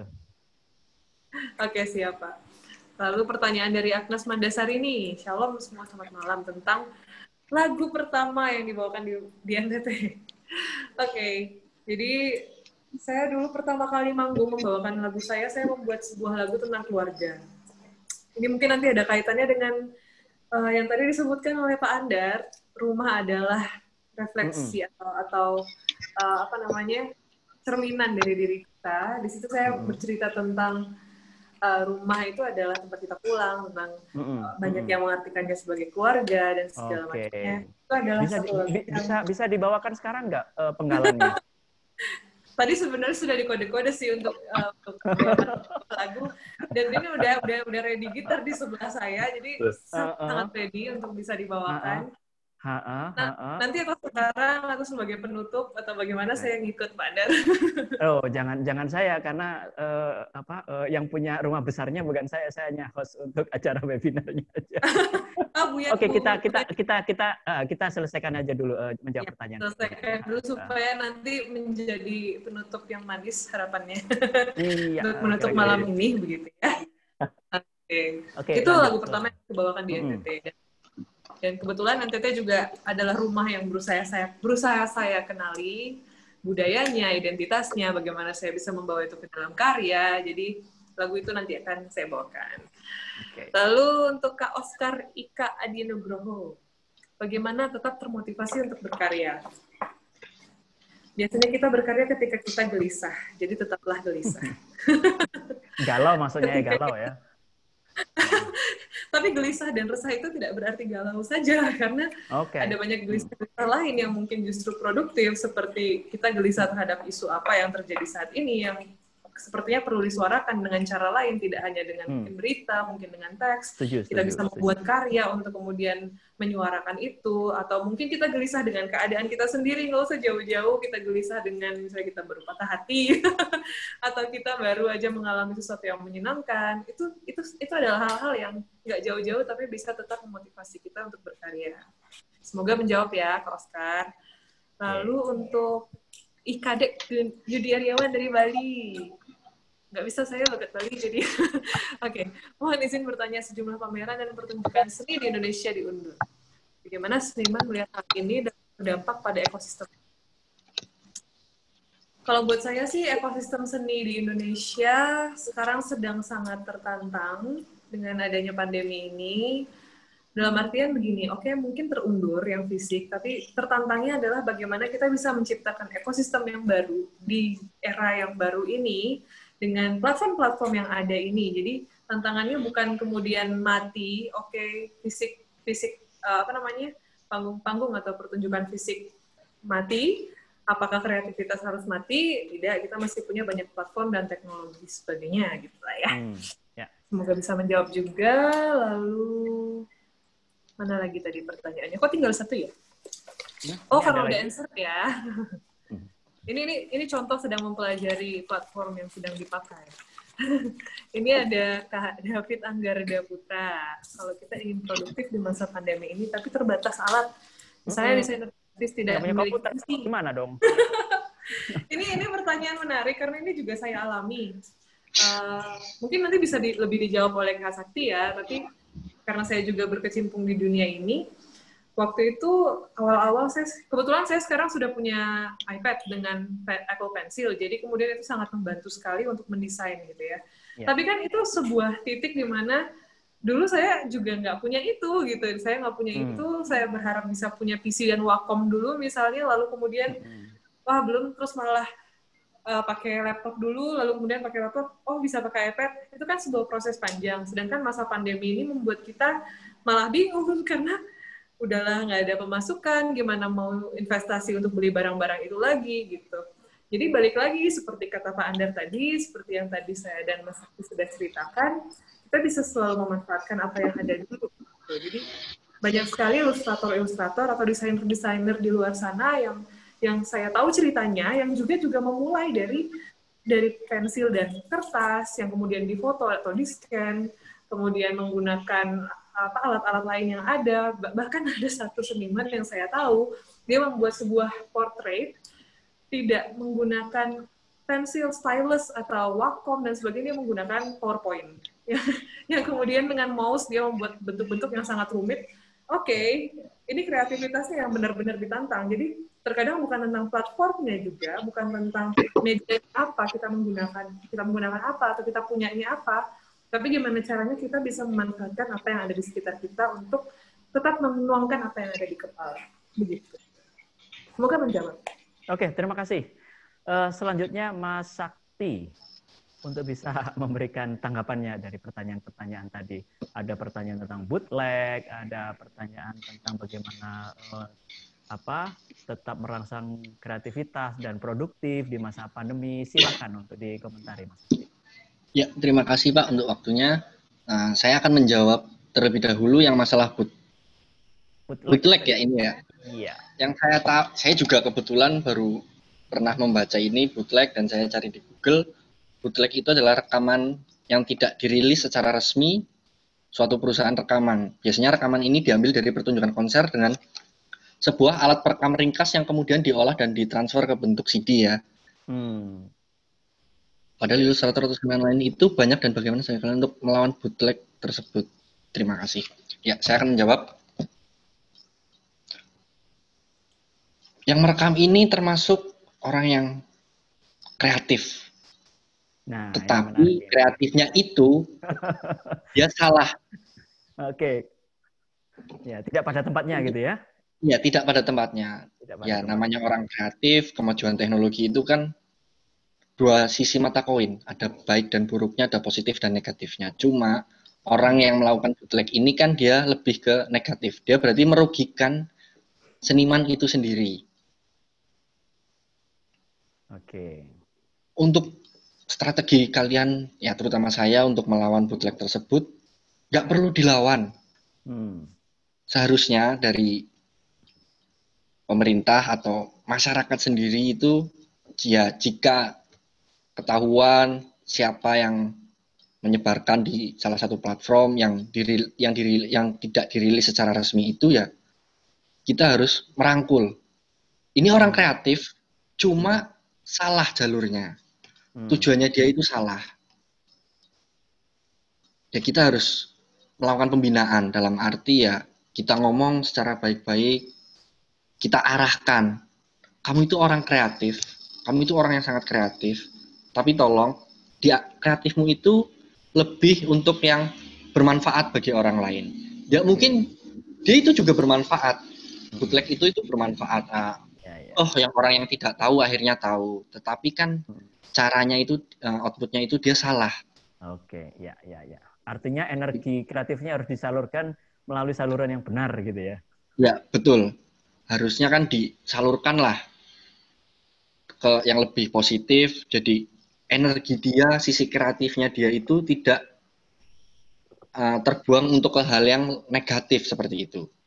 Ya, oke. Ya, mungkin untuk Andri Maulana Asad mau menjawab pertanyaan Anda. Untuk pertanyaan selanjutnya dari Agnes Mandari. Oh, ini buat Mbak Gabriel ya tadi ya. Untuk saya. Untuk Oscar Ika Adinugroho. Perkenalkan, saya Oscar dari Cilacap. Izin bagaimana tetap termotivasi untuk berkarya. Ya, namanya orang itu kan moodnya kan swing, naik turun. Di saat tidak mood, sedang bad mood, pasti tidak termotivasi lah untuk berkarya. Ya mungkin contoh lagi patah hati, capek pun bisa tidak termotivasi. Ya untuk bagaimana tetap termotivasi ya, sebenarnya itu kan dari pikiran.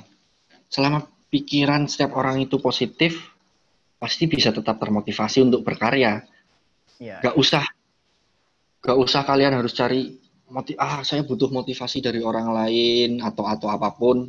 Contoh nonton film biar bisa termotivasi. Yang namanya termotivasi kan banyak cara gitu kan untuk bisa termotivasi. Tapi ya bagaimana caranya untuk termotivasi ya dari diri masing-masing sendiri itu loh, dari pikirannya. Bagaimana positif, kalau pikiran kalian positif kan kalian pasti termotivasi. Secapek apapun kalian, setiap orang kok capek, tapi kalau pikirannya positif, pasti kan akan, oh ya saya bisa, seperti itu. Ya, gitu jawaban dari saya untuk Saudara Oscar Ika Adinugroho. Semoga menjawab pertanyaan Anda. Untuk IKD Yudi Erawan, saya IKD Yudi Erawan dari Bali, mohon izin bertanya. Sejumlah pameran dan pertunjukan seni di Indonesia terpaksa harus diundur akibat pandemi. Bagaimana seniman melihat hal ini dapat berdampak pada ekosistem seni di Indonesia? Terima kasih. Ya, seperti yang tadi Mbak Gabriel bilang, ini para seniman kan harus bagaimana caranya untuk menuju ekosistem yang baru. Ya, kalau dari saya sendiri itu seniman ini harus ya saatnya. Saya tidak mengatakan bahwa seniman itu bagus, seniman itu jelek, tidak. Tetapi ini kan seniman itu kan saat orang memutuskan untuk menjadi seorang seniman itu kan kalian itu bakal terjun di hutan belantara. Hukum alam yang akan membuat kalian survive atau tidaknya ya. Seperti saat ini pandemi ini yang menjadikan apakah berdampak pada ekosistem? Pasti berdampak sekali. Bagaimana para seniman itu harus survive dengan berkarya, tetapi di saat pandemi yang tidak bisa beraktivitas seperti di saat sebelum pandemi ini atau saat pandemi tidak ada, ya ini pasti sangat berdampak sekali untuk para seniman pada ekosistem seni di Indonesia khususnya, untuk lebih membuat sebuah karya-karya yang ya katakanlah dengan sarana dan prasarana yang lebih terbatas, yang ada hanya ada di rumah, mungkin dengan lukis dengan media yang biasanya dengan kanvas, ini dengan batu katakanlah. Mungkin sebelum pandemi ini sudah ada yang dengan media selain kanvas, tetapi kan di saat pandemi ini kan orang akhirnya seorang pelukis harus berkreasi, mencari ide bagaimana caranya agar bisa tetap survive mengeluarkan sebuah karyanya di saat pandemi ini. Ya, seperti itu jawaban dari saya untuk IKD Yudi Erawan. Untuk dan terakhir pertanyaan selanjutnya, David Anggarda Putra Prasetyo. Perkenalkan, saya David dari Purwokerto. Izin bertanya, bagaimana cara kalau kita ingin produktif di masa pandemi ini tapi terbatas alat, misal untuk desainer grafis tapi tidak memiliki PC dan lain-lain. Ya, untuk terbatasnya belum adanya PC dan lain-lain itu, seorang desainer grafis kan paling tidak memiliki skill untuk membuat sebuah sketsa. Ya, seperti tadi Mbak Gabriel bilang, ya di kertas, dengan pensil, digambar sketsa. Sebenarnya sudah ada platform yang lebih menghargai karya, entah itu sebuah desain artwork,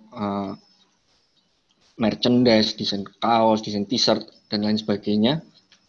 Kamu itu membuat dulu sketsanya di kertas lah, menggunakan pensil. Setelah itu outline-nya kamu pertegas dengan drawing pen. Drawing pen itu banyak, ada yang 0,5, 0,6 dan seterusnya. Setelah itu kamu foto atau scan. HP zaman sekarang itu sudah ada aplikasi scan tanpa perlu kalian butuh scanner, alat scanner yang harganya lumayan mahal atau yang mungkin yang murah juga ada. Dengan HP pun bisa, kamu scan, kamu upload di platform yang memperjualbelikan sebuah karya yang lebih untuk menghargai sebuah karya, kamu bisa jual. Kebetulan platformnya itu masih menggunakan dolar, jadi kamu lebih bisa lebih untuk dihargainya itu lebih, orang luar itu untuk menghargai sebuah karya seni itu kan lebih tinggi, tapi enggak semua orang luar itu menghargai yang lebih tinggi, itu enggak, ya hanya mungkin beberapa yang tidak menghargai, tapi coba dari situ kamu mengumpulkan uang sedikit demi sedikit, ya akhirnya kan mungkin awalnya membeli Wacom, membeli laptop, akhirnya PC dan lain-lain. Ya, terima kasih. Mungkin itu jawaban dari saya. Oke, ini ada lagi yang masuk nih, Mas Sakti. Iya. Oh ya.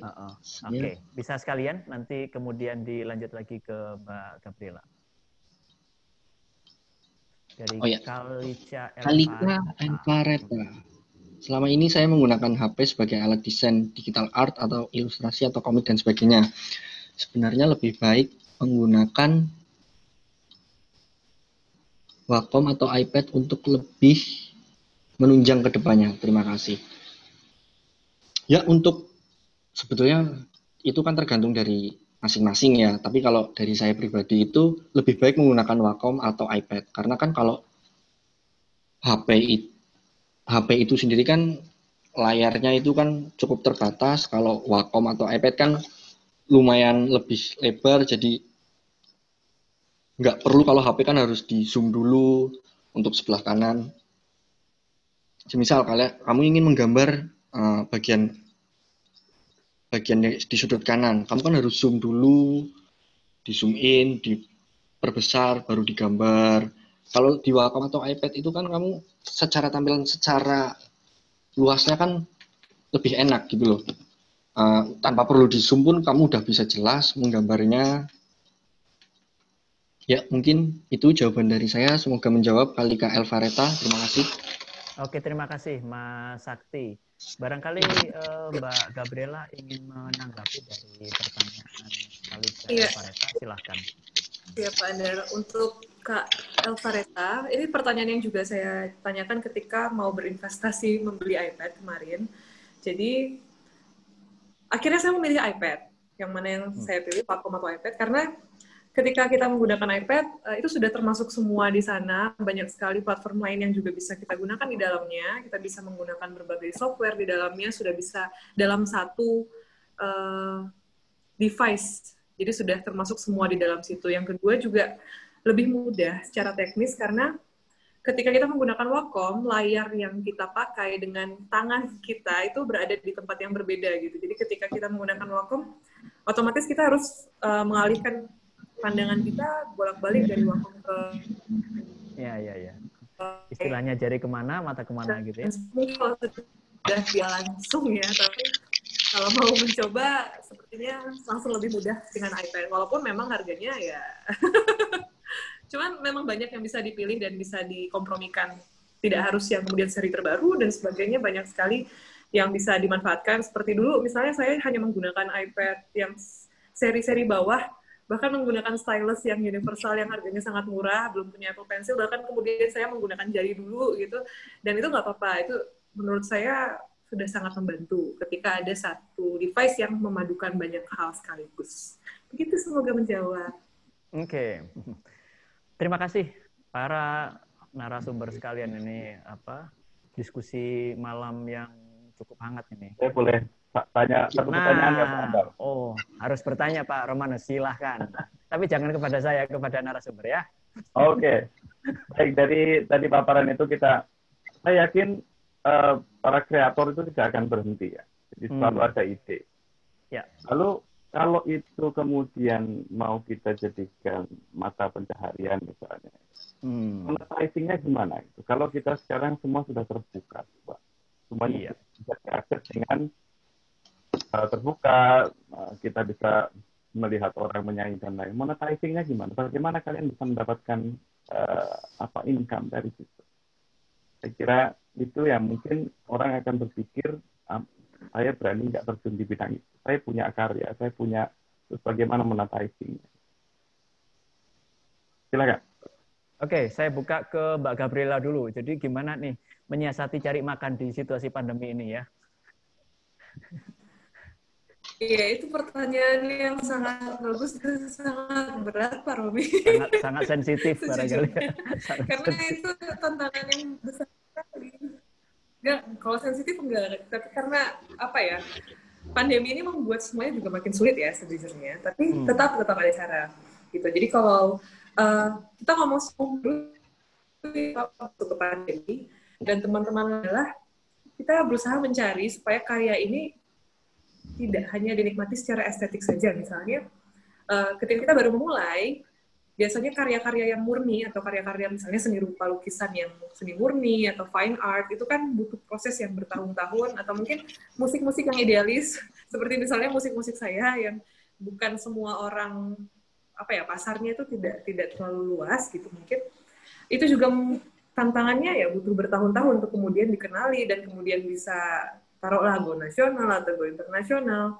Nah, strategi sih sebenarnya yang perlu dilakukan untuk mengatasi itu adalah sebelum kita mencapai titik itu di mana orang-orang malah mencari kita, membeli karya kita dengan harga yang mahal, apa sih yang bisa kita lakukan? Misalnya ada banyak sekali seperti tadi Mas Sakti udah sempat sharekan tentang menggunakan platform digital yang misalnya internasional yang menggunakan dolar itu Fiverr atau mungkin apalagi ya Mas Sakti ya, nanti bisa dijelaskan lebih banyak, yang kita cuma dari rumah aja kita udah bisa menjual karya kita dengan harga-harga yang bervariasi begitu, dengan pasar-pasar yang juga berbeda-beda. Itu salah satunya. Lalu kemudian misalnya untuk musisi bisa menjual merchandise atau mungkin bisa menjual perform, bahkan sekarang live perform di pandemi ini, live perform via YouTube atau via apa juga ditiketkan gitu. Jadi itu bisa juga menjadi alternatif pemasukan. Lalu sebenarnya banyak main strategi sih, karena ini kalau mau cerita dari pengalaman saya, kebetulan saya kan juga lulus dari jurusan psikologi yang sebenarnya kerjaannya sangat berbeda dengan apa yang saya lakukan sekarang. Nah, ketika ini papa saya masih ada di sini enggak ya? Ketika saya mau minta izin kepada orang tua saya, masih ternyata minta izin kepada orang tua saya, apa saya ingin terjun ke dunia seni gitu. Terus mereka mempertanyakan dong, maksudnya mereka membebaskan anaknya untuk memilih, tapi anaknya ini harus punya strategi gitu. Jadi yang kemudian saya tawarkan adalah saya punya backup plan gitu. Misalnya, contohnya saya coba seimbangkan kegiatan bermusik saya dengan kegiatan lukis atau desain. Jadi selain saya bermanggung, saya juga menerima freelance desain, orderan lukis, saya membuat lukisan wajah, atau mungkin saya belajar banyak untuk bisa membuat video dan segala macamnya. Jadi penghasilan bisa tetap jalan walaupun di satu bidang itu masih berproses yang sangat panjang. Gitu. Jadi banyak main strategi sih. Kalau teman-teman musisi di Jogja itu juga sekarang banyak banget yang menstrategikannya dengan karya tetap jalan, tapi di pandemi ini supaya bisa tetap hidup dan bisa tetap menghidupi karyanya, mereka jualan makanan kayak gitu-gitu. Atau mungkin ada teman-teman yang tetap kantoran, tapi kemudian juga menyeimbangkannya dengan karyanya di dunia seni. Jadi itu balik lagi ke diri teman-teman masing-masing, apa sih yang bisa teman-teman manfaatkan untuk kemudian menjadi strategi yang bisa teman-teman pilih untuk terjun ke dunia yang kata orang tidak menjamin ini gitu. Semoga menjawab Pak Romi. Menarik sekali jawabannya. Mas Sakti mau menambahkan? Silahkan. Ya, sebenarnya jawaban saya yang akan saya jawab itu sebenarnya sudah diwakilkan oleh Mbak Gabriela, cuma saya ingin menambahkan yang tadi Mbak Gabriela bilang, saya ingin berkecimpung saya ingin jadi seorang seniman. Terus orang tua, bagaimana caranya, strateginya agar bisa berkompromi. Akhirnya, saya ingin menjawab bahwa sebetulnya kan sebelum kalian ingin terjun ke dunia seni atau menjadi seniman dan apapun pilihan kalian dan agak intrik dengan orang tua itu, bagaimana sih caranya, strategi saya untuk meyakinkan orang tua? Yang pertama itu, yang utama sih, kalian itu harus memantapkan pilihan kalian dulu. Apakah iya saya akan terjun ke dunia seni ini, apakah saya bisa atau tidak. Jangan setengah-setengah. Kalau setengah-setengah pasti hasilnya nggak akan maksimal seperti itu ya. Apalagi ini kan untuk hidup kalian ke depannya panjang. Kalian tuh harus berpikir bahwa seniman itu kan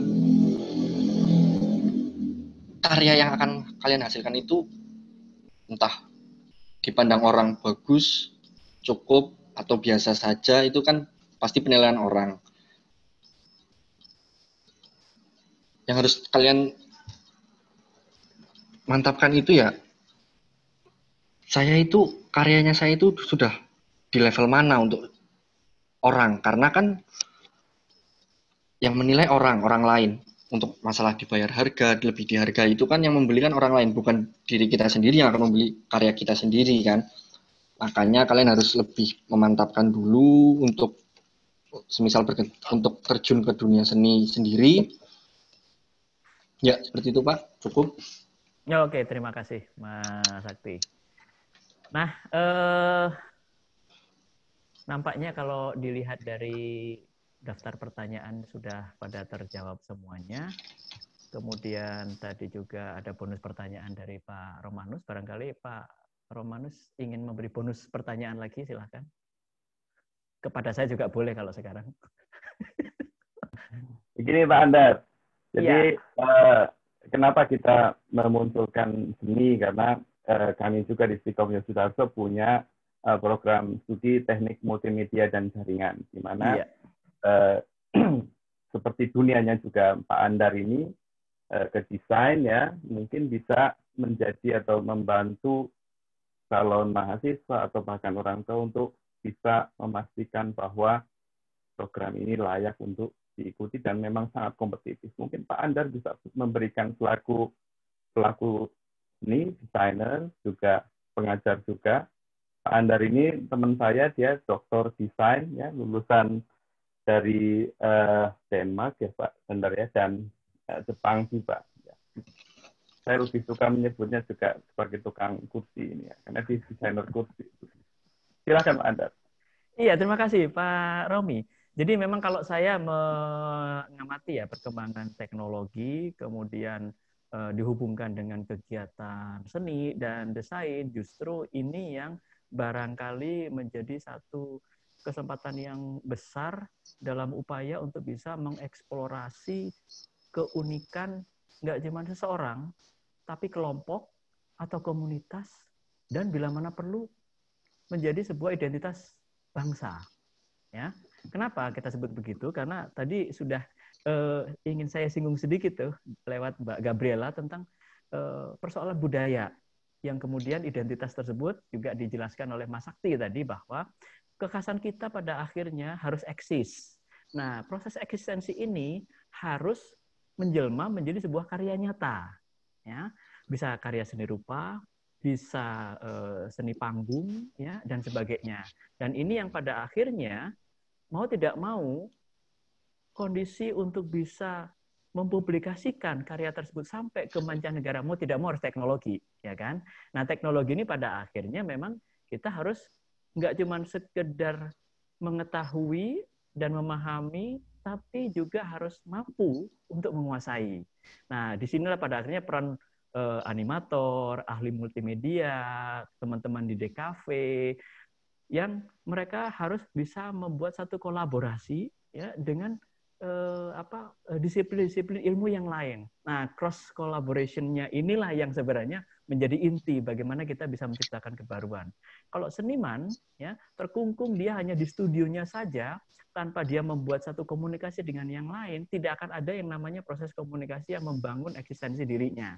Nah, ada satu kata kunci di sini yaitu eksistensi, yang seseorang itu memang atau siapapun insan itu harus bisa melihat bahwa dia itu punya keunikan, kekhasan, dan keberbedaan dengan yang lain. Nah, ini yang barangkali mungkin bisa menjadi satu titik tolak juga di tempat Pak Romanus ini untuk bisa mengembangkan kira-kira di bidang multimedia atau animasi, apa yang kira-kira bisa membedakan, yang bisa keluar dari Yosudarso itu sendiri. Nah, ini yang saya melihat ini pasti akan kental sekali dengan nuansa-nuansa perilaku masyarakat, budaya, cara pandang, norma, yang itu tadi juga sempat saya singgung sedikit dengan Mas Sakti. Ini kalau misalnya larinya ke bikin apps gimana nih? Karena apa?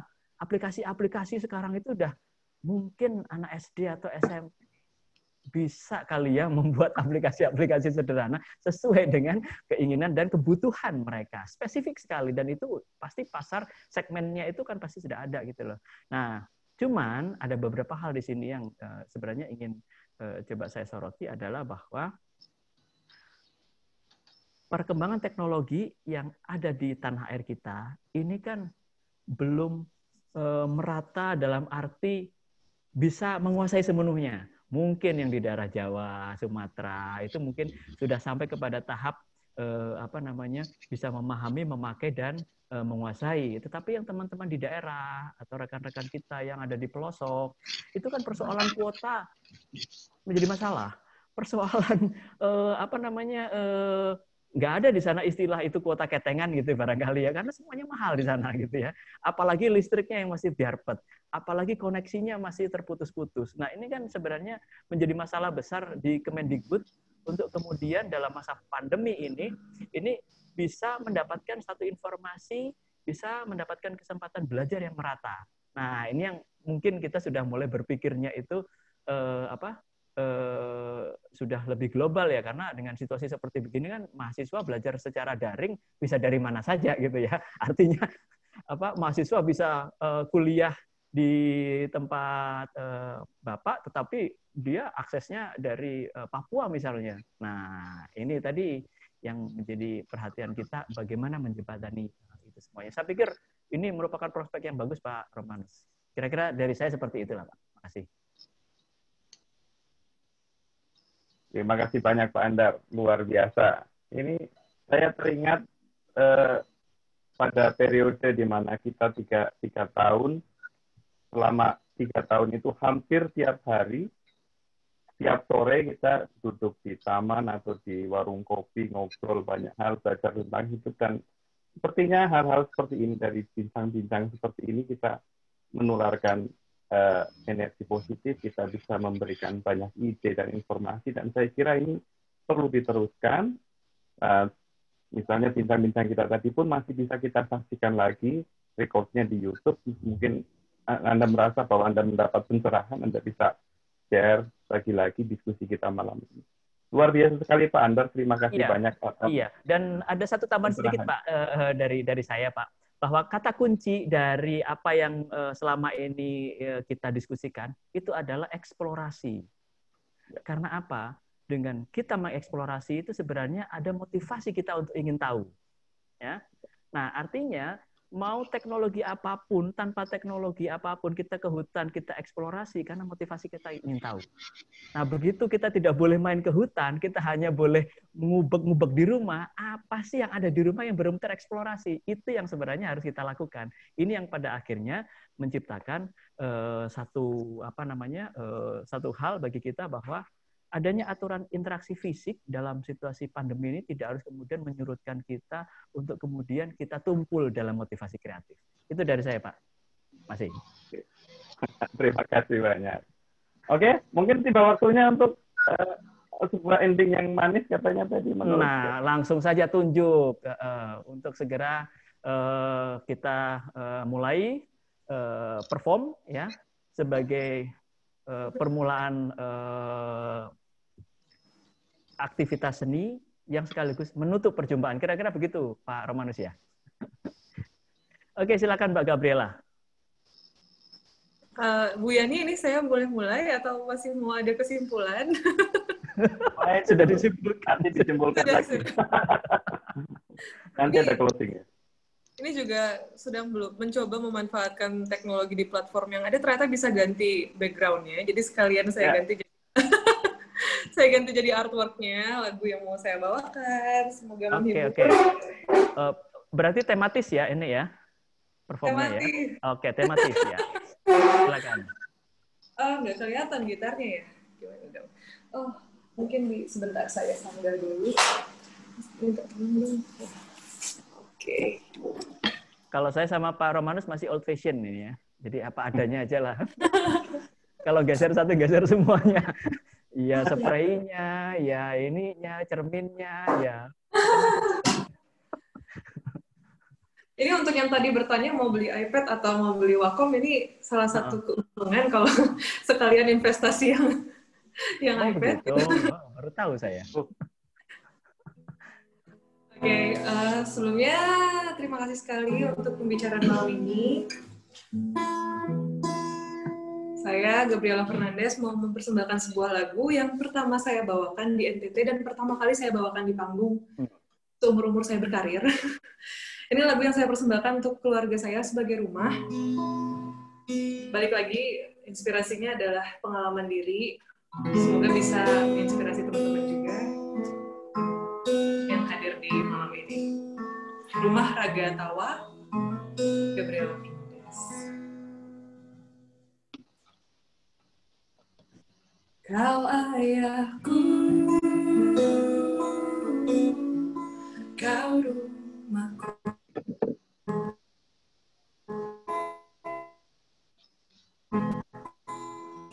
Dingsing lengan bajumu bersandar aku, gerimu badanku, tuturmu ajakanku, kau ayahku, rumahku.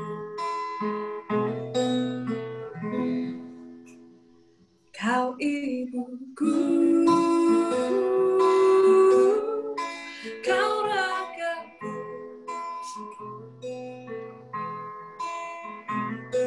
dagingmu, darahmu mengalir di setiap sudut tubuhmu.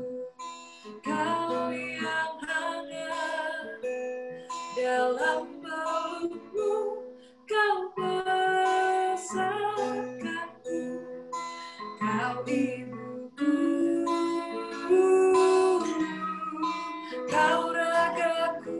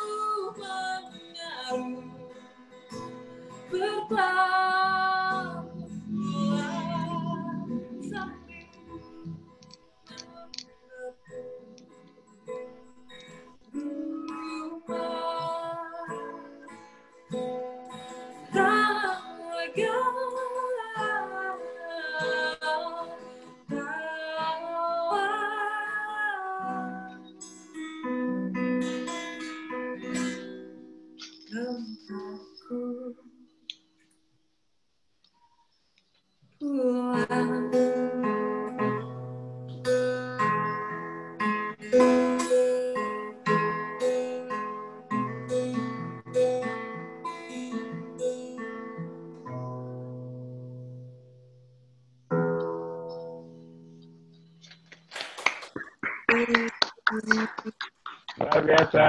Bravo. Bravo. Jadi Pak Romi, rasanya kalau tadi mendengarkan lagunya Mbak Gabriela tadi, itu saya juga nggak tahu ini imajinasi saya, kreativitas saya yang berlebihan ya, atau apa begitu ya. Jadi ibaratnya saya sama Pak Romanus ini lagi minum teh ya di teras depan, sementara Mbak Gabriela ini sedang bernyanyi di lantai 2 ya di mezanin, kemudian Mbak Yani ini sedang ada di ruang makan begitu ya. Terus kemudian Mas Sakti ini sedang sibuk di kamar belajarnya. Jadi kita semuanya sekarang itu berada dalam webinar dalam satu rumah, Pak. Jadi tinggal beda situasinya, filmnya karena kita beda-beda kamar nih. Kira-kira seperti itu. Tapi tetap tidak lepas dari kehangatan kebersamaan kita semuanya. Kira-kira begitu dari saya, Pak. Ya, terima kasih banyak sekali Pak Andar atas kesetiaannya menjadi kemarin menciptakan suasana dalam pembicaraan ini. Dan kita benar-benar dapat ya apa yang target kita untuk bicara tentang kreativitas ini sungguh terfasilitasi dengan kehadiran Pak Andar dengan narasumber yang sangat hebat. Keduanya ada Gepi dan Sakti. Terima kasih semuanya. Sama-sama, Pak. Silakan dilanjutkan. Oke. Untuk closing remarks-nya bagaimana Pak Romi? Apakah perlu saya bacakan atau Pak? Silakan Pak Andar, dilanjut. Iya, jadi menutup webinar kita malam hari ini ada beberapa poin yang bisa saya sampaikan di sini. Yang pertama adalah bahwa kita harus cepat menyadari adanya sebuah perubahan besar dalam kehidupan kita. Ya, itu yang pertama. Artinya apa yang kita sadari bahwa tadinya kita bisa berkumpul bersama dengan masyarakat secara fisikal, ternyata interaksi itu dibatasi. Yang kita harus segera sadari bahwa kita harus berubah. Nah, proses berubahnya ini kan sebenarnya tidak pernah kita persiapkan. Sehingga disinilah tadi ada satu quote bahwa terdesak, kreativitas muncul. Disinilah pada akhirnya kita harus berusaha untuk meningkatkan energi kita untuk berpikir bagaimana kita bisa mendapatkan kebaruan agar kita bisa berkompromi dengan perubahan itu. Nah, begitu berubahnya itu pada akhirnya kita akan banyak sekali menghabiskan waktu di rumah, maka rumah adalah tempat ekspresimu. Gunakanlah sekelilingmu itu sebagai media kreatif yang terus membangun motivasi, ya, moodness-nya itu akan terus berjalan sehingga Pak, kita tidak akan pernah bisa berhenti dalam memproduksi karya-karya kita. Lepas dari apakah itu mungkin ada satu norma-norma atau nilai hasil atau kualitasnya itu rendah atau itu bagus dan sebagainya, itu mungkin kita kesampingkan dulu. Karena apa? Yang paling penting adalah kita produktif. Nah, ini yang menjadi satu titik utama dalam kita berusaha untuk memahami apa yang terjadi selama ini. Nah, kira-kira closing remarks yang bisa saya sampaikan seperti itu, Bu Yani dan Pak Romi, serta narasumber yang lain, yaitu Mbak Gabriela Fernandes dan Mas siapa tadi? Sakti Raditya. Terima kasih. Oke, baik. Ya, baik. Terima kasih Mas Sakti dan Mbak Gebi. Semoga sharing ini bisa memotivasi dan mengobarkan semangat para peserta nih, khususnya generasi muda yang terus harus berkarya dalam keadaan apapun juga, terutama di situasi pandemi ini. Terima kasih kepada Bapak Andar sebagai moderator yang telah membawakan sesi pada malam hari ini bersama dengan narasumber pada webinar pada malam hari ini. Terima kasih kepada para peserta yang telah mengikuti webinar pada malam hari ini. Semoga pengetahuan yang sudah dibagikan, pengalaman-pengalaman yang dibagikan oleh para narasumber bisa memberikan motivasi kepada teman-teman yang bergerak dalam bidang seni. Dan sekedar informasi bahwa webinar ini yang akan disiarkan secara langsung oleh Stikom Yosudarso, berlangsung berseri. Dan webinar sesi ketiga akan berlangsung besok hari Sabtu dengan tema produktif dan berpenghasilan melalui bisnis digital. Jadi besok kita akan mengadakan webinar lagi dan kami berharap para peserta juga dapat ikut kembali berpartisipasi dalam webinar kita yang selanjutnya. Selanjutnya juga saya informasikan untuk pendaftaran mahasiswa baru Stikom Yosudarso Purwokerto. Kampus kami sudah terakreditasi B dengan program studi S1 Sistem Informasi, S1 Teknik Informatika, S1 Teknik Multimedia dan Jaringan, D3 Komputerisasi Akuntansi. Kami menyediakan kelas reguler, kelas paralel atau karyawan, dan kelas blended learning. Selain itu, kalian bisa mendapatkan berbagai beasiswa, mulai dari beasiswa kuliah gratis sampai dengan lulus menggunakan beasiswa KIPK, lalu beasiswa bantuan SPP atau UKT, beasiswa bantuan dari mitra kampus sendiri, dan masih banyak lagi beasiswa-beasiswa yang bisa kalian dapatkan. Nah, bagi teman-teman yang masih bingung kuliah IT yang pastinya up to date, segera daftar ke Stikom Yosudarso, karena bagi yang mendaftar langsung nih setelah webinar ini selesai, akan diberikan potongan biaya semester sebesar 1,3 juta dan kuota terbatas. Tadi sama seperti yang sudah disampaikan, sesuai dengan tema malam hari ini, ya, multimedia, kami juga menyediakan program studi yang sama, sehingga bagi teman-teman yang suka bergerak bidang seni, digital, boleh bergabung bersama kami. Dan pendaftarannya sudah online, bisa dengan klik www.spmb.stikomyos.ac.id atau melalui website kami di www.stikomyos.ac.id atau Instagram kami boleh dilihat di @stikomyospwt. Atau bisa juga menggunakan WA kami di nomor 082 1342 72244. Nah, sebelum mengakhiri webinar pada malam hari ini, saya akan informasikan pemenang door prize pada kesempatan kali ini. Yang pertama ada Agnes Mandasari dan David Anggarda Putra Prasetyo. Oke, hadiahnya nanti akan dihubungi, selanjutnya akan dihubungi oleh panitia untuk penyerahan hadiah, ya. Terima kasih sekali kepada seluruh pihak yang telah mendukung berjalannya webinar pada malam hari ini. Terima kasih bagi para narasumber, moderator, bagi para peserta yang telah mengikuti jalannya webinar pada malam hari ini. Mohon maaf jika ada kesalahan dalam berlangsungnya acara, baik yang disengaja maupun yang tidak disengaja. Tetap sehat dan semangat. Saya Rosalina Yani, pamit undur diri. Sampai jumpa di webinar selanjutnya. Selamat malam.